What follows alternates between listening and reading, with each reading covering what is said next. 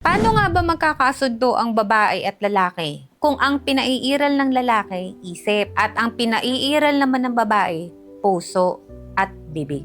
Simple lang, huwag niyong piliting baguhin ang isa't isa. Ito example, tayo mga babae, gusto natin maglabas ng feelings. Ang mga lalaki naman, naghahanap agad ng solusyon. Sasabihin ng babae, ang stress ng araw ko. Sasabihin ng lalaki, anong gusto mong gawin para mawala yung stress. Bakit solusyon agad? Minsan, gusto lang ng babae ng yakap at assurance.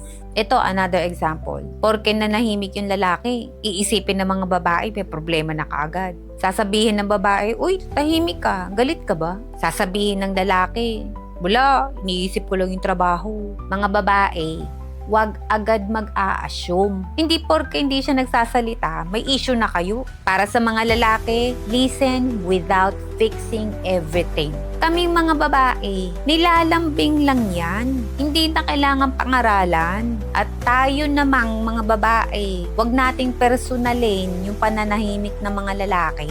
Alam naman natin na gusto lang nila ng space para mag-isip. Ang mahalaga, marunong kayong umintindi. Kasi ang totoong pagmamahal, hindi lang nakikiramdam, kundi pinipiling magstay at umunawa.